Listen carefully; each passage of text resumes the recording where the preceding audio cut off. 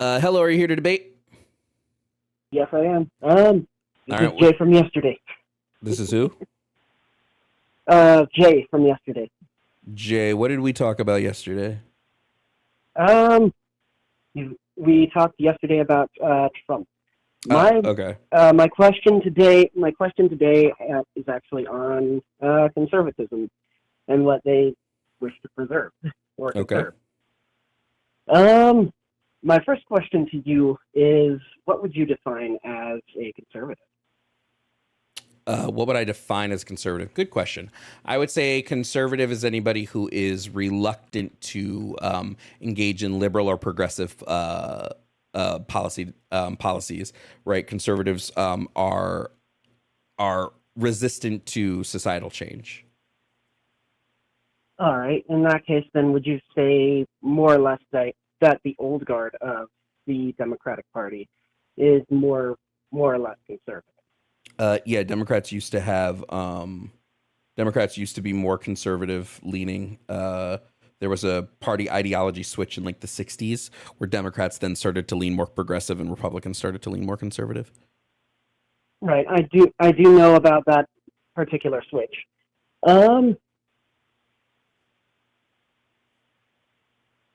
In that case, then, to say what they're conserving, I would say they're more so trying to conserve the old way of doing things, the old thoughts that have brought the country forth. Like, you can do what you want within certain rights, within certain respect to the law.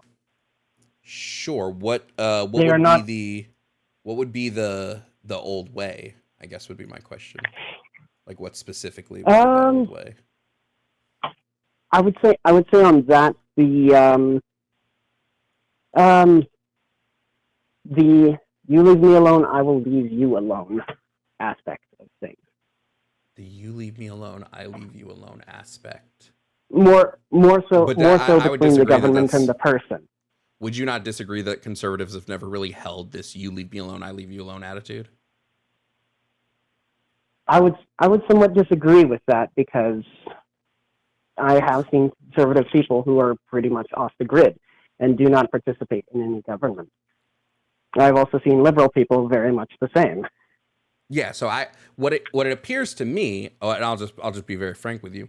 When I ask conservatives to provide me a time period in which they want to move back to, typically this time period aligns with some sort of oppression of a disadvantaged group. So I've heard a lot of conservatives tell me they want to go back to the 60s and the 50s and the 40s. Like, this was the time where they viewed America as its best. So it would seem like they're not really interested in, like, for the most part, they want to go back to those times insofar as economic growth, economic stability, and not so much in as far as like race relations and everything. Yeah, but the only reason economic growth and stability was the way it was is because of the massive disenfranchisement of, quite frankly, people of color, right? Like, that's the only reason the economy was able to was doing so well, is because they weren't stealing money from other people. They had a very cheap labor force that they did not pay well, so they were able to quickly and easily build financial capital because they didn't have to pay as much for labor. Men were able to work more because women were forced to stay home and care for the children, right? Like, the only reason for individual economics to be as where it was at that time is the exploitation of labor of minority groups. And if I may say, that is more or less like the classical sort of like nuclear family. Nowadays, my apologies. Nowadays, a woman can work outside of the home, and we're not necessarily saying no, you can't work. We're just saying it is more or less like have one parent at home, whether that be the father or the mother, and have them go to work, and have the other parent go to work and support. What are you talking about? Like when For instance, like in your example back in the 50s, the classical example is, oh yeah, the man's the go-getter. They're going to go home, work, bring home the bacon in the morning and the eggs in the morning. The woman can do that too. We've but sort of okay. passed that. So then answer me this question, All because right. I think I need to just have a clarification. You said conservatives want to go back to a time when there was less or do you believe conservatives want to go back to a time where there was less interference by the government? Yes, I do believe that conservatives want to go back to a time where there is less interaction in the government. The most recent vote against both Pfizer and the other things has pretty much shown that a good majority of Republicans are not a fan of Big Brother and do not want the surveillance state in and around. Pretty much the old adage of "You leave me alone, I'll leave you alone." Yeah, do not want Big Brother. Except this period, part of the government is that they started protecting individual rights and liberties of disenfranchised people. So like they'd be moving back to a period that did not do which this. Is yet again something we should always strive for, protecting the rights of disenfranchised people. How do we do that if we limit the scope of the government? Who is going to protect those rights if we limit what the government is allowed to do? So, for instance, I've talked to conservatives who believe that we should repeal the Civil Rights Act. They believe that the Civil Rights Act is an overstep of the government and is a limitation of freedom. How do we protect disenfranchised people if we remove the government's ability to protect them?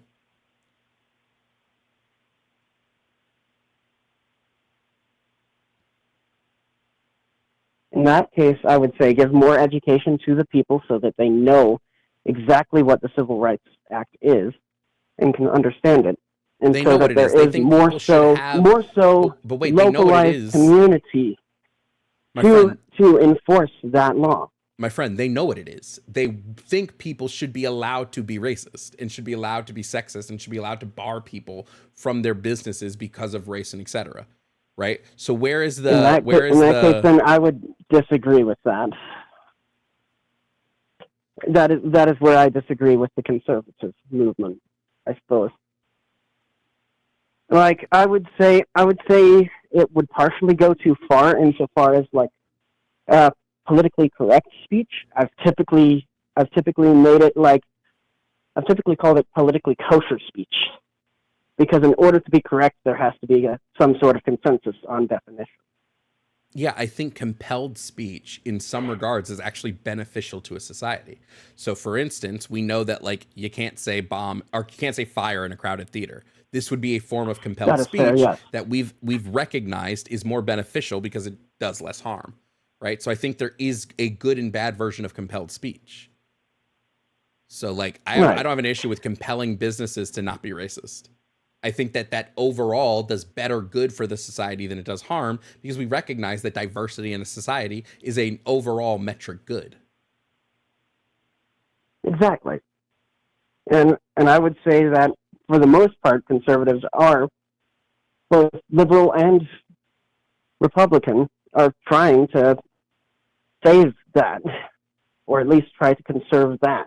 I disagree completely. How are you trying to conserve that when they're trying to get rid of when they actively don't want the Civil Rights Act and don't want to teach things like CRT in schools? They want anti-wokeness everything. That's not trying to teach that diversity is good. They actively fight against DEI.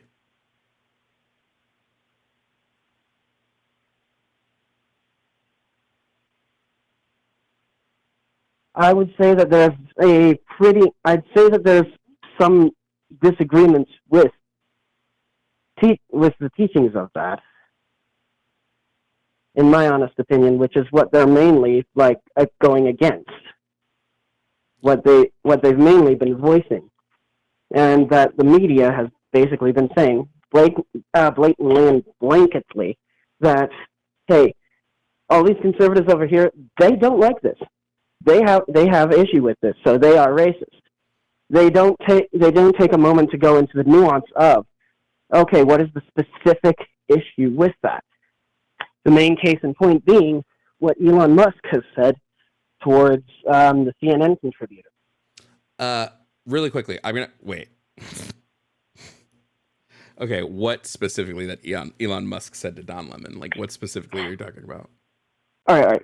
The specific point in case is the lowering of if the basic hypothetical that if we lower standards for everyone so that everyone can achieve everything that they want, we're going to have less stable things. This is a The white case in supremacist point dog being whistle, with my friend. Boeing and Southwest. It's a white supremacist dog whistle to claim that we would have to lower standards to allow for people like black people or women to get into a field. It's basically saying that in order for them to even get where white men have gotten, that standards have to be lowered because they're not smart enough to do it otherwise. What actually happens is they're plenty smart enough to do it, but they don't get to do it because of systemically racist practices that bar them from either receiving the education or receiving the opportunity that are granted to like predominantly white cis males. All right, then You can't, I guess, like, then for instance, like airlines. on You're that not going to find a single airline that just brings in a pilot that doesn't know how to fly the plane just because they're black. You're not going to find that.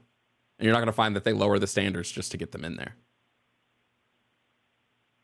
Yes, however, you're going to find corporations and businesses who will do that in order to keep and uphold the law I disagree. as it is written in some states.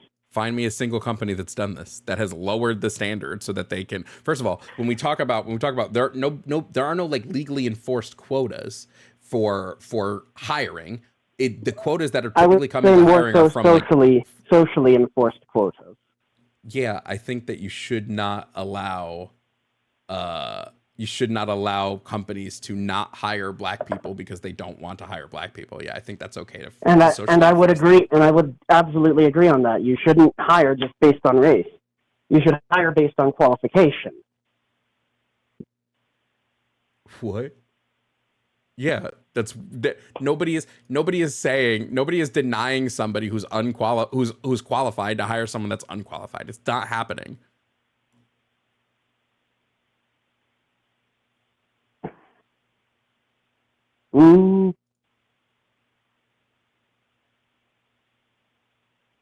I think there was a case in which it did, but it's starting my memory.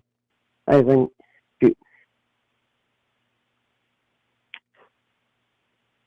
But the basic thing we want to try and conserve is our old economy and trying to make sure that people have the rights that they need and have the privacy that they need, and the offset of size things, like the big brother. I'm sorry, I couldn't really hear you. Your mic was getting like got quiet all of a sudden. Oh, my apologies. But basically, we are wanting to conserve that people have private rights and are not constantly overlooked by corporate meddling and everything else of that sort. If I remember to quote right, like the founding fathers had wanted there to be very little corporate involvement and for everything to be mostly mom and pop shops across the West. The Conservative Party is nothing but corporate. The Conservative Party is pro-corporation.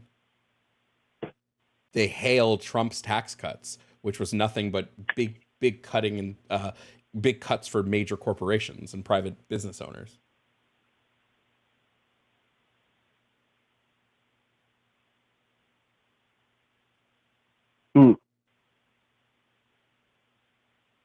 All right, yet another thing I should make in my notes in that case then. Right. All right.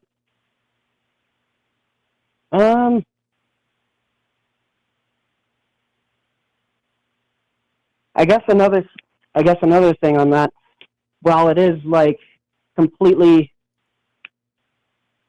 I don't know. I guess I've lost the plot. All right. Thank you for having me. Hope you have a good day. No problem. You too.